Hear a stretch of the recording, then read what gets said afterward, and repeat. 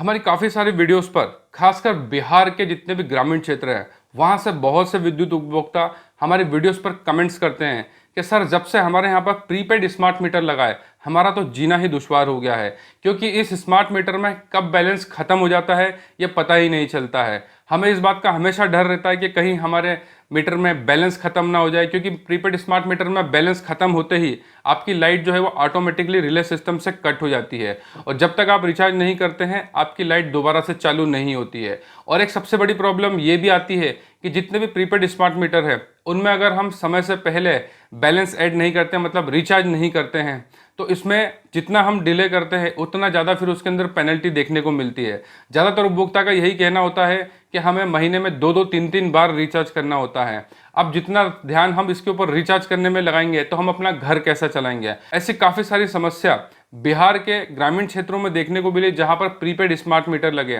वैसे तो देखिए स्मार्ट मीटर में बहुत से बेनिफिट भी होते हैं, लेकिन जितने भी जो पोस्टपेड स्मार्ट मीटर होते हैं, जैसे कि हमारे पुराने बिजली के बिल आया करते थे कि हम महीने भर बिजली इस्तेमाल करते थे, उसके बाद में फिर हमें बिल आया करते थे और हम उसे भरते थे और कभी लेट भी हो जाते थे बिल भरने में तो हमारी लाइट नहीं कटती थी, हमारी लाइट कंटिन्यू रहती थी। वो नेक्स्ट बिल में हमको पेनल्टी देखने को मिलती थी, इंटरेस्ट देखने को मिलता था बकाया बिल के ऊपर। लेकिन जब से ये प्रीपेड स्मार्ट मीटर लगना चालू और खासकर ग्रामीण क्षेत्र में तो बहुत से लोग ऐसे भी होते हैं जिन्हें मोबाइल से रिचार्ज करना तक नहीं आता है। तो जैसे ही उनके यहाँ पर लाइट कट हो जाती है रिचार्ज खत्म होने से, तो वो आसपास में किसी अपने पड़ोसी से बार बार रिचार्ज करने के लिए परेशान होते रहते हैं। तो इस तरह से बहुत से ग्रामीण क्षेत्रों में दिक्कतें होती हैं। देखिए अगर आप एक विद्युत उपभोक्ता हैं और इस प्रीपेड स्मार्ट मीटर्स को लेकर के आपको कोई प्रॉब्लम आती है तो आपको इसके लिए अपने विद्युत जोन पर सबसे पहले शिकायत करना होती है, जो कि ज़्यादातर नहीं करते हैं। देखिए जोन पर जाना, चक्कर लगाना, बार बार मौखिक रूप से आपको शिकायतें करना, बोलना, ये कभी भी कोई मतलब नहीं होता है।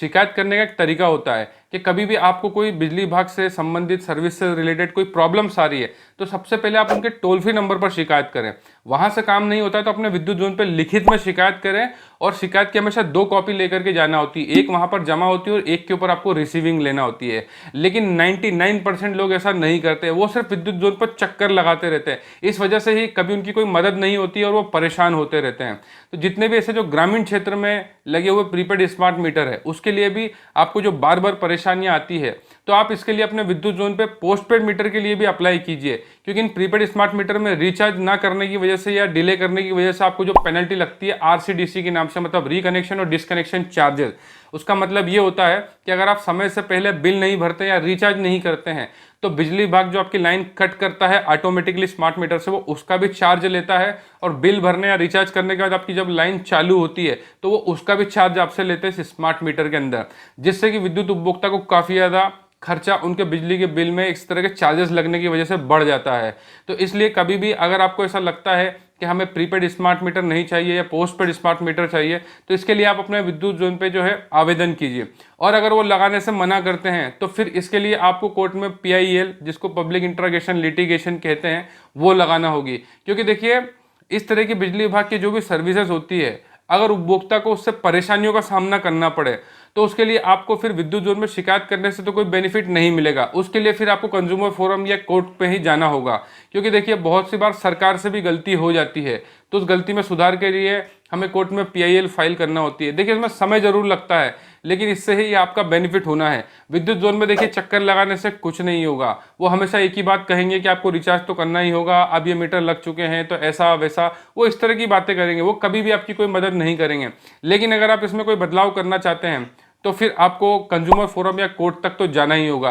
तभी आपका कुछ ना कुछ हो पाएगा। या अगर आप बिजली विभाग से इस तरह की सेवाओं से परेशान ही हो चुके हैं तो सोलर ही एक बेस्ट आपके लिए ऑप्शन है, जिसमें कि वन टाइम इन्वेस्टमेंट करने के बाद में आप कभी भी बिजली विभाग पर डिपेंडेंट नहीं रहेंगे। और खासकर जितने भी जो ग्रामीण क्षेत्र के लोग हैं जिनके छोटे 1 या 2 किलोवाट के कनेक्शन है, जिनका बहुत कम इस्तेमाल होता है बिजली का, तो उनको तो सोलर का ऑफ ग्रिड कनेक्शन लेना चाहिए। और हम बहुत जल्दी सोलर सिस्टम के ऊपर भी एक डिटेल में कंप्लीट वीडियो लाने वाले हैं, जिसमें एक ही वीडियो के अंदर आपको सोलर पैनल मतलब सोलर सिस्टम से रिलेटेड सारी जानकारियां मिल जाएंगी। बिजली विभाग पर डिपेंड नहीं होना चाहते हैं और खुद का सेल्फ एनर्जी बनाना चाहते हैं तो वो किस तरह से बनाएंगे उसके बारे में सारी जानकारियां देने वाले हैं। और देखिए इन प्रीपेड स्मार्ट मीटर को लेकर जो काफ़ी ज़्यादा दिक्कतें अभी ग्रामीण क्षेत्रों में देखने को मिल रही है, उन सभी टॉपिक को हम एक एक करके कवर करना शुरू कर रहे हैं। तो आप हमारे इस यूट्यूब चैनल पर उन पुरानी वीडियोज़ को जरूर देखिएगा। और फिर भी अगर आप कुछ पूछना चाहते हैं तो इस वीडियो पर कमेंट कर सकते हैं, हम हर एक कमेंट्स का जवाब जरूर देंगे। और विद्युत उपभोक्ता की जागृति और संरक्षण के लिए हम इस तरह की वीडियो बनाते रहते हैं, इसलिए हमारी वीडियो को ज़्यादा से ज़्यादा शेयर कीजिए। वीडियो देखने के लिए बहुत बहुत धन्यवाद। जय हिंद, वंदे मातरम।